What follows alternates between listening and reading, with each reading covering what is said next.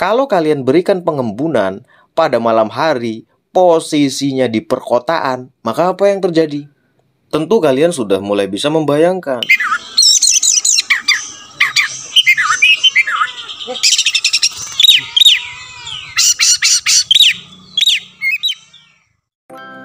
Assalamualaikum warahmatullahi wabarakatuh. Kicau mania, kacer mania, dimanapun kalian berada, kita berjumpa kembali. Pastikan kalian tetap selalu sehat, selalu ceria, selalu gembira, selalu semangat. Tentunya tidak kurang suatu apapun. Seperti biasa, kalian siapkan dulu rokok dan kopi kalian. Yang ngeteh, monggo. Yang minum air putih, bagus. Yang minum susu, mantap. Yang ditambah gorengan, ditambah cemilan, itu mesti lebih asik. Gimana menurut kalian setelah menyimak di Bagong Channel ini? Apakah masih puyeng dengan burung kacer kalian yang tak kunjung-kunjung gacor? Burung kacer yang tak mambung-mambung, susah untuk mambung, dah dirawat bertahun-tahun. Burung kacer nggak mau nampil sama sekali, nggak mau narung. Wah, kalau kalian masih pusing soal itu, berarti kalian belum menyimak sepenuhnya rawatan satu arah. Coba kalian selami, kalian kulik-kulik lagi rawatan satu arah itu seperti apa, ya kan? Kalau untuk burung kacer susah mambung, terapkan rawatan satu arah. Burung kacer tak kunjung gacor, terapkan rawatan satu arah. Burung kacer kanibal pun bisa diterapkan rawatan satu arah. Pokoknya rawatlah dengan satu arah saja, jangan banyak-banyak arahnya.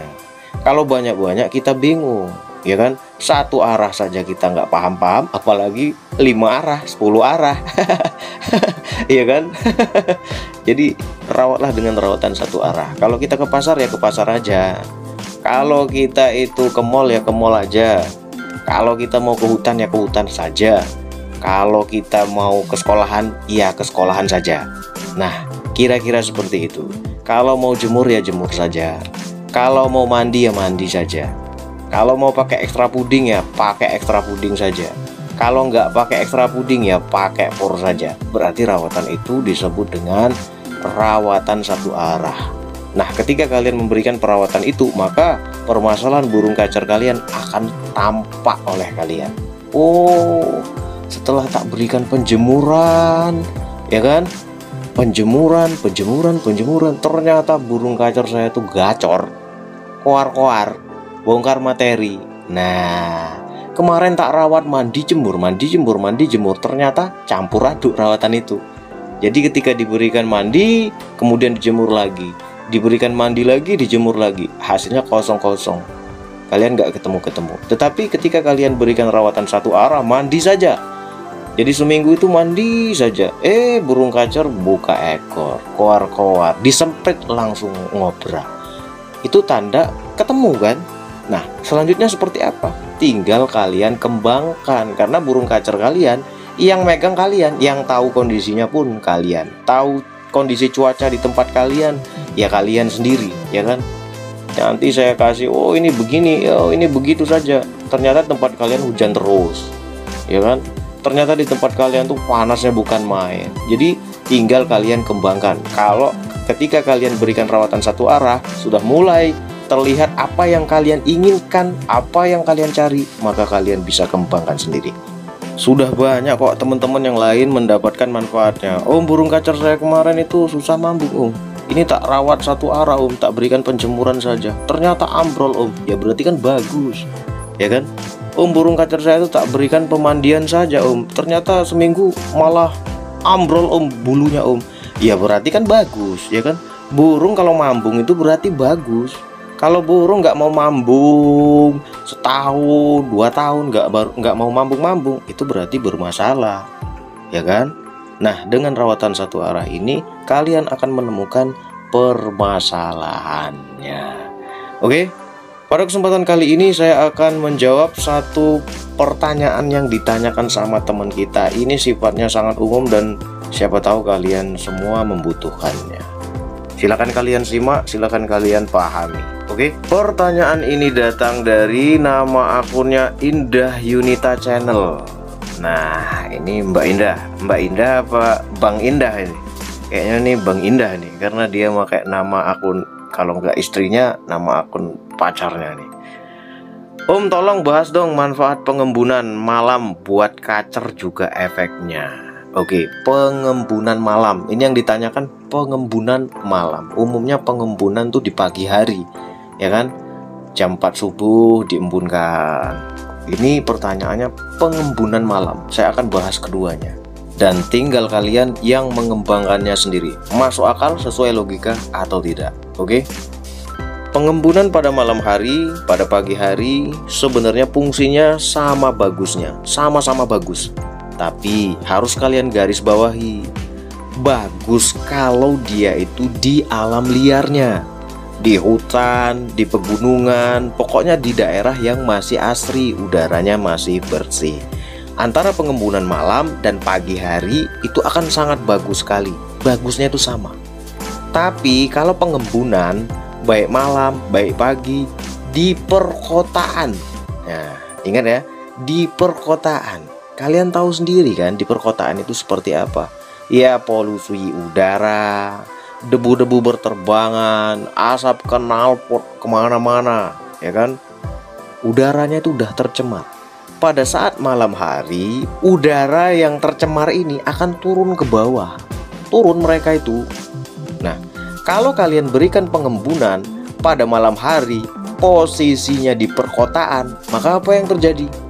Tentu kalian sudah mulai bisa membayangkan bagaimana udara yang kotor tadi dibawa turun sama embun. Nah, kita lagi ada di bawahnya ngembunin burung kacer kita. Tentu udara yang kotor, amonia, asap, knalpot turun kemudian mengenai sayap dia, mengenai bulu-bulu dia, terhirup oleh pernapasannya. Yang terjadi adalah burung kacer ini bisa nggak sehat. Bulunya bisa cepat kusam, padahal dia belum masuk masa mambung. Ya jangankan burung kacer, kalau nggak percaya kita saja. Siang hari keliling-keliling di perkotaan. Walaupun cuaca tidak terlalu panas, itu muka kita pun bisa kusam. Karena apa? Karena polusi udara. Ya kan? Kalau nggak percaya, coba kalian keliling-keliling pada saat siang hari di perkotaan, kemudian kalian pulang terus bersihkan wajah kalian. Mesti akan kotor semua. Kenapa? Salah satu penyebabnya adalah polusi udara. Nah, bagaimana dengan burung kacer yang kita berikan pengembunan pada saat malam hari, kemudian lokasinya itu di perkotaan? Pada saat embun turun, udara yang tercemar ikutan turun mengenai bulu-bulunya. Ya, kalian bisa bayangkan sendiri. Jadi, saran saya ketika kalian ingin memberikan pengembunan, kalian lihat-lihat dulu kalian tuh tinggalnya di mana. Kalau kalian tinggal di perkotaan, maka saran saya berikan pengembunan pada saat pagi hari saja. Tapi kalau kalian betul-betul memaksa pengen memberikan pengembunan pada malam hari, maka kalian berikan pengembunan malam hari sampai ke pagi. Jadi dia punya kesempatan untuk membersihkan bulu-bulunya. Pengembunan pada saat malam hari, embunnya kan kotor, ya kan? Pada saat pagi harinya, embunnya itu bersih. Jadi udara yang kotor itu nggak lengket pada bulu-bulunya. Tentu dengan catatan rumah kalian itu aman, ya kan? Ada pagernya tinggi, jadi nggak dicolong orang. Tapi kalau rumah kalian di pinggir jalan, pagernya nggak ada, ya santapan empuk untuk orang-orang yang pemalas, yang mengambil kesempatan dalam kesempitan, ya kan? Kita lagi enak-enak ngembunin burung, terus kita tinggal tidur, besok pagi burung udah nggak ada, sama sangkar-sangkarnya. Ya jangan seperti itu. Kemudian kalau kalian tinggal di tempat yang masih asri, pedesaan misalnya, ya kan, udaranya itu masih bersih, jauh dari pencemaran, polusi udara, maka terserah kalian mau berikan pengembunan malam, pengembunan pagi, yaitu terserah kalian. Karena udaranya masih bersih, embunnya pun tentu akan bersih. Kan seperti itu logikanya. Lantas apa sih manfaat dari pengembunan ini? Ya tentu sangat banyak sekali. Yang pertama adalah untuk terapi. Terapi pemulihan mental, mengembalikan sifat-sifat alami dia, ya kan? Jadi ketika dia di luar ruangan, ya burung itu kan di alam liarnya itu kan kena embun malam, kena embun pagi, ya kan? Seperti itu kalau di alam liar. Jadi ketika kita memberikan pengembunan, ya terapi dia, mengembalikan mental dia, mental alami dia, insting alami dia ketika dia di alam itu seperti apa.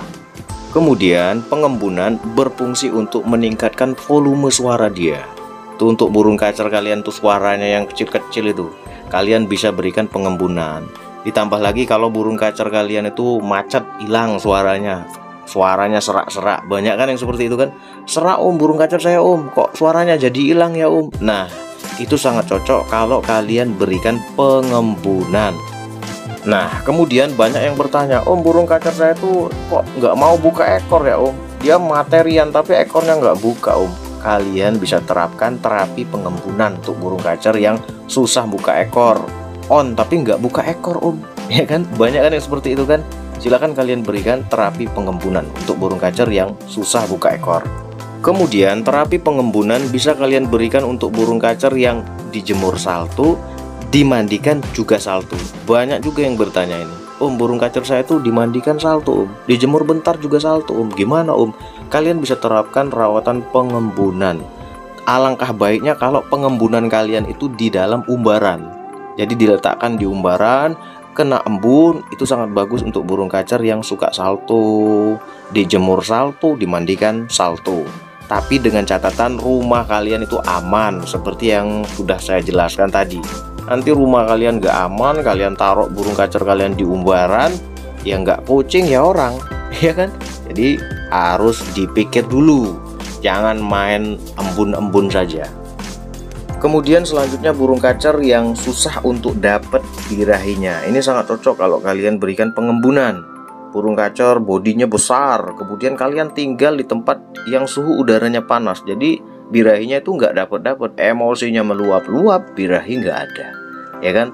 Jadi bagong karena emosi yang terlalu berlebihan. Kalian bisa terapkan rawatan pengembunan supaya dia cepat untuk mendapatkan birahi, ditambah lagi dengan pemandian, ditambah lagi dengan ekstra puding yang sesuai dengan kebutuhannya. Kemudian perlu kalian pahami, tidak semua burung kacer itu cocok kalau kalian berikan pengembunan, ya kan? Untuk burung kacer yang over birahi misalnya, itu nggak cocok kalau kalian berikan pengembunan.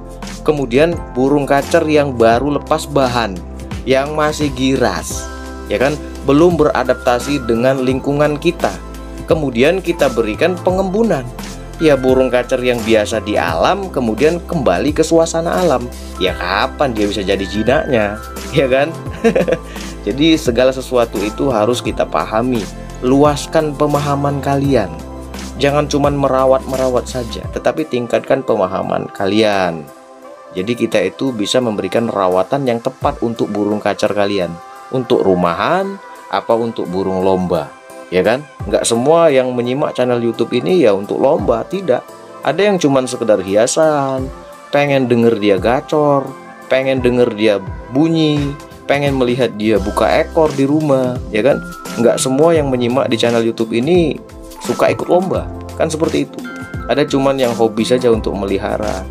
Jadi perlu kita pahami, burung kacer kita itu untuk apa? Apakah untuk rumahan? Apakah untuk lomba? Jadi nggak semua burung kacer lomba membutuhkan yang namanya pengembunan. Nggak semua. Ada yang makin hancur ketika kita berikan pengembunan, fighternya jadi hilang, seperti yang sudah saya katakan tadi. Banyak yang seperti itu karena dia membutuhkan penjemuran, bukan pengembunan, ya kan?